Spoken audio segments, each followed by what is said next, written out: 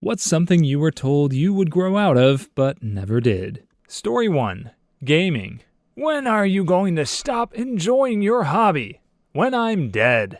I game more than my kids. I'm a mom, mid-50s, with no plan to stop. It's been a great year with Jedi Survivor and Zelda. I'm looking forward to the new Spider-Man one too. My roommate is 52, and she was the first one of us to get a PS5 so she could play Ratchet and Clank. Retirement homes for the coming generations are going to be a lot different. They're already full of Wii-playing old people. They'll move to full gaming PCs soon. LAN parties at retirement homes should absolutely be a thing. If I ever end up in one later in life that doesn't have one, I'll start it myself. Retirement LAN party, let's go! Same here, and you know what's really bothering about this? This is a hobby for so many people, and profession for some, and it's still being heavily frowned upon by non-gamers. I'm almost 26 now, and people have told me that I'm not mature because I still play video games. Some people stop dating me because they thought I'm childish, and whenever me and my colleagues bring up our hobbies in conversation, I'm the one being smiled at. When I mention that I sing and play the guitar, "Oh, wow, so cool." When I mention that I play games, "Ah, okay." So, come on, cut gamers some slack. Some games are so difficult that it counts as a sport. Like, what the frick? It's kind of like chess players being joked about. But they're super clever, and mastering chess is something incredibly impressive. I have, and will again, take PTO just to play games all day. I never end up using all of my PTO anyway, so I'll just take random days off when I feel like I want to do it and doing other fun stuff. I'll even go as far as cleaning and setting up food ahead of time so I can really not worry about anything but fun and dogs all day. My time. I do what I want. I found my people. My wife still doesn't like games herself, but there was a shift in her attitude toward games when I introduced them to our son. He started learning new words, gaining problem-solving skills. Did you know it was going to be this educational? Yes I did. Games aren't just mindless entertainment, they can be great learning tools. My son was highly nonverbal and rarely did imaginative play until my husband and I introduced him to our PlayStation games. Things like the Lego game variants and Spyro. Soon he started talking, and after adding subtitles onto the games, he even started being able to read and sound out words on his own. I still remember when he saw the word chicken on a pack of lunch meat and read it to us. He started playing with his toys as if they were actual toys and not just lining them up or sorting them. My wife would always give me banter about gaming. You spend too much time or too much money on this or that, and it's just a game. Many times, she would come and yell at me at 1 a.m. when I was still playing. Then, one day, years ago, my nephew got a Guitar Hero. He was staying the weekend, and we all played it with him. It was one of the first games she actually enjoyed. We all go to bed, and I wake up at 4 a.m. to clicking sounds coming from the other room. I walk out, and she's in the living room with headphones on, in the dark, trying to beat the last level. I laughed and asked her how long she'd been up. She said she woke up about 11 p.m. and couldn't get back to sleep, so thought she would play for a few minutes.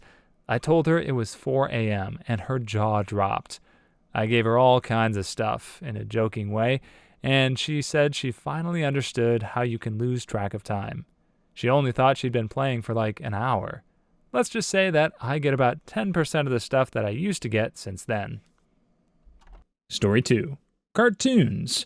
Cartoons have somehow always been associated with children by some people, which has led to some really funny situations, such as seeing parents with their no more than 10-year-old children going to the movies to watch South Park. Boy, did they leave fast. Mom bought us the South Park movie at the mall when we were 10. She put it on for us and stepped away. Came back to Saddam Hussein and the devil in bed. She got a lot more interested in what we got into after that. I stopped watching cartoons and kids' movies, code for animated, because I was told they were immature and made to feel like they were a lower form of media. Constantly being told to grow up, act my age, etc. When I started dating my now wife, she would regularly ask if I'd seen such and such Disney, DreamWorks animated films. Of course, if it came out in the last 15 to 20 years, I probably hadn't. Or it was a movie I loved as a kid, but hadn't seen in over a decade. This led to so many excuses for dates and movie nights, and to this day, she has a love and joy for animated movies that's infectious and helped me rediscover such an amazing piece of my childhood. Not just movies either. We've watched Avatar: The Last Airbender, the original Pokemon, and other shows together. 2 days ago, she asked if I'd ever seen Pete's Dragon. Haven't seen it in 20 plus years, so I'm pretty sure that's our Friday night plan. Which no one should. Animation is one of the most impressive art forms there is. As an example, Across the Spider-Verse is an animation art wet dream. For cartoons, the bar has risen with each passing decade, so it's not surprising that previous generations would expect you to give them up. They simply didn't have anything remotely close when they were growing up. As an American growing up in the 80s, it's pretty mind-blowing to see the depth and maturity some anime presents today. Story 3. Fantasy novels. Some of them are written for adults. Came here to see if anyone mentioned this. If you love them, you love them for life. My frustration is that adult usually means 20-something, occasionally 30. I'm 50, and there just aren't a lot of lead characters to relate to anymore. Ever read the Stormlight Archive saga? 5th book coming out next year. And while there are multiple main characters, the most important one is around 45 or 50. Also, it's just an amazing story and really well written. If you want to get into it, prepare for 4,000 pages of head cinema. Critics who treat adult as a term of approval instead of as a merely descriptive term cannot be adult themselves. To be concerned about being grown up, to admire the grown-up because it is grown up, to blush at the suspicion of being childish, these things are the marks of childhood and adolescence. And in childhood and adolescence, they are, in moderation, healthy symptoms. Young things ought to want to grow, but to carry on into middle life or even into early manhood, this concern about being an adult is a mark of really arrested development. When I was 10, I read fairy tales in secret and would have been ashamed if I had been found doing so. Now that I'm 50, I read them openly. When I became a man, I put away childish things, including the fear of childishness and the desire to be very grown up. Story 4. Being short.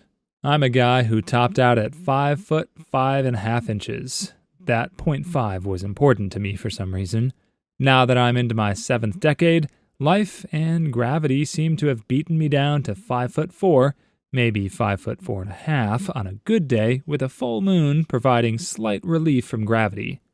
You, sir, sound like a legend. My proudest moment of shortness, I had been speaking regularly with a colleague only on the phone for several months. When I finally met him in the flesh, he commented, "You sound much taller on the phone." I quit growing by the time I hit 13, felt completely short to remain stubbornly 5'5" when born to parents 5'8" and 6'2". Everyone said there'd be another growth spurt in late teens, but no. I've been the same height and had the same size feet since I was 11. I was the tallest in my class, and then everyone else kept growing, and I was just done. As soon as I got my first period, I was done growing. At 15, I was told the pain in my joints was from growing pains when x-rays didn't show anything. Nope, I had already stopped growing taller at 10, and the pain was a genetic soft tissue disorder that took until my mid-20s to properly diagnose and manage. My mom didn't stop growing until her early 20s, so I always held out hope. Alas, I am permanently small, though I'll never have trouble fitting into sports cars. Story 5. Acne. Ugh, yes, I feel so ripped off by this one. Had a guy at the office that was late 60s with acne. I asked him about it when we got closer. I hit him with all the typical stuff. Do you use a face cleanser, moisturizer, shower regularly, change your sheets and pillowcases? He said he used to do that and realized that it never goes away, except for when he's stress-free. I just said, frick. Then I got out of the Air Force, and holy dong balls, he was right. Low and no stress is such clear skin that I now use acne as my gauge for stepping back from work and that it's time for a vacation. These stress levels do the most damage for me. My acne got much worse as I left school and started a career. The time in between graduating and finding a job was the clearest my skin has been. This is also why things like working out or doing yoga can help, since they help manage stress levels. Why am I developing cystic acne in my mid-20s? When you have acne and wrinkles. Story 6. On my 10th birthday, which was Pokemon themed, my parents mocked me and said when I was an adult, I wouldn't even like Pokemon anymore.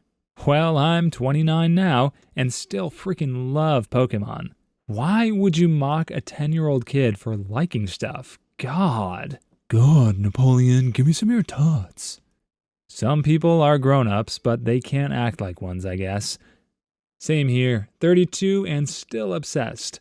At 18, my father sat me down to have a serious talk, which was just him telling me I wasn't allowed to like Pokemon and Neopets anymore, and I needed to grow up. My parents were the same way. When I became an adult, I realized my mom and dad never once got on the floor and played with me. I now have a kid, and when he was a baby, I would play on the floor with him, and my mom laughed once and said, "Adults shouldn't be on the floor like that." He's almost 7, and I still get on the floor and play with Matchbox cars, micro machines I kept from when I was a kid, and we build big Lego sets that I managed to keep when I was a kid, and we've added to the collection. I don't know why our parents were so afraid of being kids. Story 7. Fear of public speaking. Just practice. Exposure will get rid of it. Keep trying, just get over it. I've got it all. Nervous sweats, nervous dukes, shaky voice, shaky hands, shortness of breath, heart pounding. Any time in college that I had to present, I would go home immediately after and pass out. It was an all-consuming and emotionally exhausting event. Didn't matter how small the class was, how nice the professor was, if it was even a room full of friends and family. I hate it, and even if I mentally tell myself it's no big deal, my body is another story. I hope I'm never in a job that requires me to present, because I would seriously struggle. I felt the same way a lot of times, and I hated it. It's as if a void had developed in my head, some parts of me feeling paralyzed, and the uncomfortable feelings coming in, and it made me feel like an animal trapped in a corner. I wanted to have a clear mind, be unparalyzed, and have the control to make those creeping, uncomfortable feelings screw off. The only feeling I felt like I had some control over to manage the fear was aggression. With the aggression added, I didn't want to lose control and lash out at anyone. Story 8. Not wanting kids.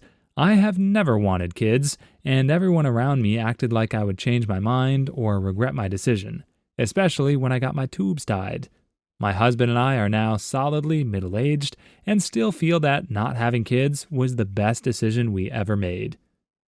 Edit to note that my husband never got half the stuff that I did when he said he didn't want kids. Yep, you'll feel different when you're a woman and when you get married. When you're older, absolutely not. I've known for as long as I can remember, grew up in a house with too many dang kids. I love them very much, but I already did my time as a mom to kids that weren't mine. You'll feel different when you meet the right person. The right partner for me is someone who doesn't mind spending time with kids, but would never want any of their own. I've got no problem helping out, looking after family and friends' kids if called upon, but I sure as heck don't want any of my own. I would rather regret having my tubes tied than regret having a child. Story 9. Social anxiety. It only got worse. Came here to say the same thing. My whole life, everybody just told me I was shy. Same here. I heard it so much growing up. Even in childhood, when I was literally suffering from selective mutism, it was always, she's just really shy. Later diagnosed with social anxiety, after it got bad enough I dropped out of school, and realized they were really wrong all that time. Social anxiety, stimming, having weird interests. The older I get, the more I'm certain I'm just autistic, and my parents did not want to admit it. Parents used to tell me I'm fine and normal. I'm in my 30s, and now they say they think I have ADHD.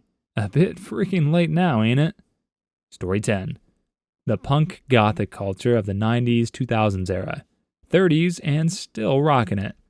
I read somewhere that most people always dress in the fashion that was popular in their youth. Watching some 40-something millennials still wearing skinny jeans now, I believe it.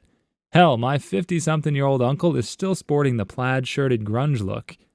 Maybe it's just me being a millennial that refuses to grow up, but I think the plaid shirt thing has become timeless. I live close to a high school, and I see kids there wearing it too. The terminology of grow up is interesting. Like, you should stop wearing what you did in your youth and grow up to what? What the youth of today finds fashionable? Story 10. Feeling a certain way about how I was treated by my poopy parents as a kid. Everyone told me someday I would grow up and understand and want a relationship with them. I see the situation more clearly now. To some extent, I even understand why they are the way they are. A small part of me has even forgiven them. But I would never want to see or talk to them again. My life is happier and more fulfilling without them in it bringing me down all the time. Story 12. Video games. When I was a kid and wanted a Nintendo, I was told I would grow out of video games and shouldn't play them. I'm almost 47 now, and I have more games than ever before and love them more than ever. And I have a Switch with Nintendo Switch Online, so I can play the old Nintendo games that I missed playing as a kid. Story 13. Cartoons are better as adults anyway because we can finally understand all the references we missed as kids.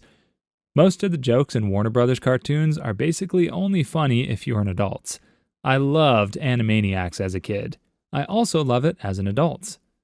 Story 14. Video games and metal music. I'm a toddler, Mom. We jammed out to Sabaton and Delane driving home from kid activity yesterday. My 7-year-old's favorite song since he was 4 years old is Power Snake from Brothers of Metal. Ironically, my son's favorite song to be put down for a nap is Nightmare by Avenged Sevenfold. Story 15. Procrastination. Does anyone really outgrow procrastination? You can conquer it with a lot of work and effort, but you don't naturally outgrow it. I'll try that tomorrow. Story 16. I hated talking on the phone as a kid. I could be sitting next to it and would refuse to answer it. Ticked my mom off like crazy. Now, you can call, but I ain't gonna answer. Leave me a message and I'll text you back later. Story 17. Messiness. I thought I would grow into a tidy adult. I was never delusional about this. I've always been clean, but messy. Flashback to arguing with my parents how my room can be clean but messy. Story 18. My aversion to most social events. Yeah, somehow, even as a kid, I knew that puberty wasn't going to make me enjoy these events more. Story 19. Collecting rocks. I love rocks.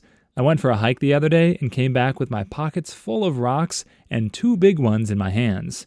I'm 31. Can't stop, won't stop. I like that boulder. That is a nice boulder. And then I had some rotten berries. Man, I had some strong gas eking out of my patate. Story 20. My parents literally think I've outgrown ADHD because adults can't have it. Oh, dang. When really you're just coping and constantly on the cusp of things falling apart. Story 21. A cup. I stopped wearing my training bras because they fell apart, not because I outgrew them. Story 22. Lego. Never gonna happen. At least now I get to share it with my kids though. Story 23. Being a lesbian. I'm 51. Still a lesbian, Mom. Story 24. Social awkwardness. Story 25. Depression. Lol. Please leave your stories in the comments. I'd love to make a video of them in the future. Also, don't forget to like and subscribe.